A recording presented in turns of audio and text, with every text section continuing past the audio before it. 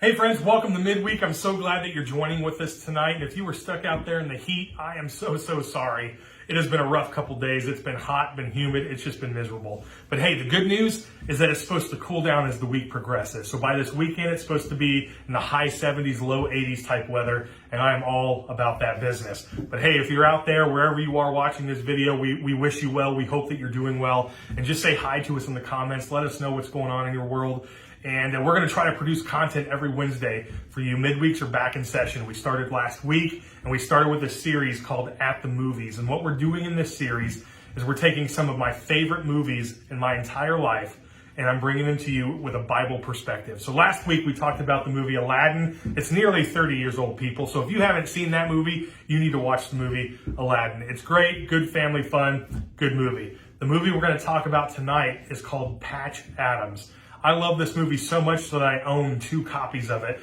And it's one of those movies if I see it in the shelf, I may pull it out wanting to watch it. If I see it on TV, I will finish the movie. I just love it that much. And I'm a Robin Williams fan anyway. And so a lot of the movies he's in, I'm just a big fan. He's versatile. His characters are funny, serious. He can play so many different things. And he just fits anywhere on the spectrum. And I love Robin Williams. And he stars in this movie as Patch Adams. The movie is about a guy named Hunter Adams. Patch is a nickname, and he basically self-admits to a psych unit because he's getting suicidal thoughts. He's lost his purpose in life. He's just not really sure where he's going. And so he self-admits because he scares himself to where he thinks he's going to harm himself. So he goes, tries to seek help, and he gets to know the patients around him. His roommate, he does a lot of good stuff with him, getting to know some of the other people who are severely mentally ill, and he develops friendships with them, and he just starts talking with them and caring about them. And you see this whole separation between his relationship with these patients and how the actual doctors who are there to help these patients interact. And he gets really frustrated with that. So he checks himself out. I mean, when you self-admit, you could check yourself out. And it was against his doctor's wishes, but he told his doctor he didn't really care what he thought because he's not very good at his job. And Hunter's going to go to school, and he's going to do what this guy does, and he's going to help people. He's going to become a medical doctor. Well, that guy laughed at him, and now we got this middle-aged man who's trying to go through med school so he could practice medicine, so he could help people. And he has found his purpose. And so the whole movie takes place with him basically starting and finishing with getting his medical degree. But he finds some complications in the process because he does things a little bit different. He's all about meeting people where they are and trying to build relationships. And on this side of medicine, they just want to help you, get you in, get you out, get you on your way. And it's about professionalism. It's about doing the right thing. And Patch just isn't about that. He wants to do the right thing, but he also wants to create a memory for you. He wants to create a relationship with you. And I gotta be honest, I love both. And that's the hard thing about watching this movie is because you can understand both sides. You can see on a professional level where there's things that he does in the movie that are just a little bit, backwards compared to what modern society may tell you is the right way to do things. And he just kind of went against the grain sometimes, but he was all about creating the relationship. And one of my favorite scenes in the movie, there's a woman who gets wheeled in.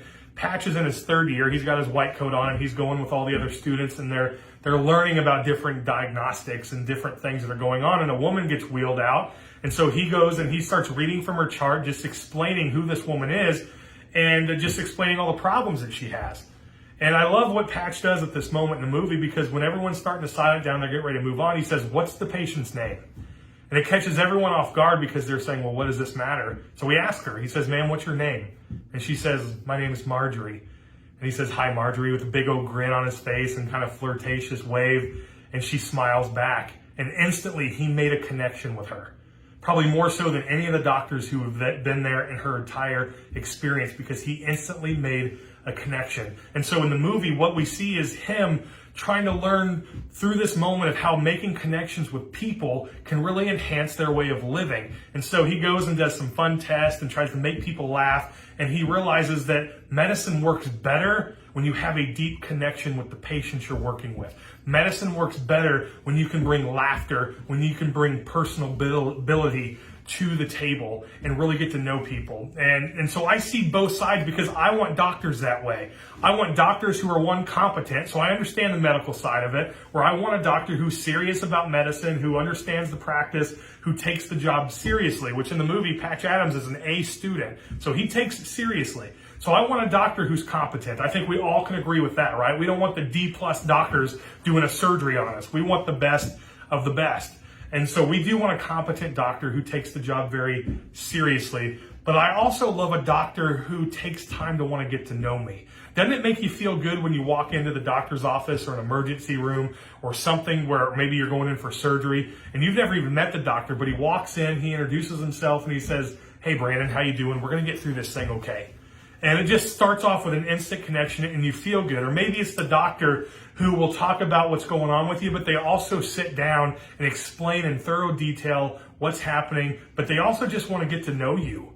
Man, those are the doctors that I like. I like the ones, it's annoying for other people because I may sit in there for 20 minutes talking with the doctor and we may be talking about things outside of my problems and you're waiting on him to come to your room. And so I get that. And so I love the good balance, but what this movie really shows me is how to treat people with intentionality. And I think sometimes we forget that. So where we're going to be in the Bible is we're going to be in a story in Luke chapter 10. And it's talking about where Mary and Martha pretty much get to see Jesus. And Martha hosts this little dinner and she invites Jesus over. So we're going to pick up Luke 10, verse 38, where we're starting. It says this: "As Jesus and his disciples were on their way, he came to a village where a woman named Martha opened her home to him. She had a sister called Mary who sat at the Lord's feet listening to what he said, but Martha was distracted by all the preparations that had to be made. She came to him and asked, 'Lord, don't you care that my sister has left me to do all the work by myself? Tell her to help me.' 'Martha, Martha,' the Lord answered, 'you are worried and upset about many things, but few things are needed, or indeed only one. Mary has chosen what is better, and it will not be taken away from her.'" I struggle with this verse because I am the Martha here, I think. I'm one of these guys who I like to be kind of scheduled. I like to know what the game plan is. And I like to just have everything kind of in order. And so if there's a custom that needs to be done before you come to my house, I want to make sure everything's set for you, right? If we need to have water by the door so I can wash your feet when you come in, I want to make sure there's water at the door. I hate when anyone has to wait for me to do something when I should have already known to get it done. So I understand the frustration of Martha. She represents the medical people in this realm of the Patch Adams movie, where everything is precise. Everything is to the point where it's become, routine, right? This is what needs to be done, and this is how we're going to get it done. It's A, B, C, and D. And we're going to follow through, and I get that because I'm that way too. But what she fails to see is her sister Mary is intentionally choosing to just be with the Lord. Now, I know that this is a different concept than the movie of Patch Adams, but what I get from this passage is the intentionality behind it. And what Jesus is saying to Martha is, hey, just calm down. You're getting upset about things that don't matter. Who cares if the tea's not set up? Who cares if the rags aren't out? She understands the moment here, and she's trying to take advantage of every opportunity she can to be with Jesus. And so he says, your sister Mary, she's right. She's in the right spot doing the right thing. And I don't think Jesus is mad at Martha because he gets that too. He understands it all, but what he's saying is you got to put things in perspective. And if we were to look at the life of Jesus and see kind of how Patch Adams compared his life to the people around him and how he was intentional about making a difference, I would think that Jesus was the same way. Jesus was intentional about going out of his way to love on people, especially the least of these. The ones who are hurting, the ones who need Jesus, the ones who need healing. And you can look at the life of Christ, and he got up close and personal with some of the sickest people in the known world. We're talking lepers, we're talking blind and deaf, and he got up close and personal and would hug lepers and would shake their hands and would touch them, which is making him ceremonially unclean at the moment. But he's doing this to show them that he is bigger than their problem. And I love that. I love the intentionality behind what Jesus does with the people that he loves. And I start wondering if Jesus can love people like that, and if Jesus loves me like that, then I can maybe love the world like that. But that's hard, isn't it? And what I've noticed in our culture is that we've learned to be comfortable as a church. we've learned to be comfortable loving people from a distance. Would you agree with that? We've learned to love people from a distance. Loving people, loving our neighbor isn't like it was 10 years ago or when I was growing up 25, 30 years ago. It wasn't the same way, right? We barely interact with each other now, or we throw money at a problem. And I mean, that's important. Don't misunderstand that. If there's an offering that needs to be taken and things like that, I get that. But sometimes we forget to be intentional about being personable with people. Right? And so we get so busy and so distracted by all the things around us, like, okay, we need to support this mission, we need to do that, we need to do this, and we're trying to get all the house in order, if you will, that we forget to be intentional with the people that are around us. And I wonder what would happen, church, if we changed our mentality and we started focusing on the people and then the circumstance, or the people and then the preparations around us. Let's start focusing on the heart and being intentional about getting to know people. Because in the movie, what Patch is doing is all these experiments about showing how loving people helps with medicine. He's not trying to go against modern technology or modern medicine. He's trying to enhance it by bringing a little humor, by bringing something that's a little bit different than the common, practice. And so people opposed him for that. They opposed him. In fact, a lot of people thought that he was cheating because he was an A+ student, and yet he's such a clown. And so what he does is he goes off and he graduates. They almost kicked him out of medical school.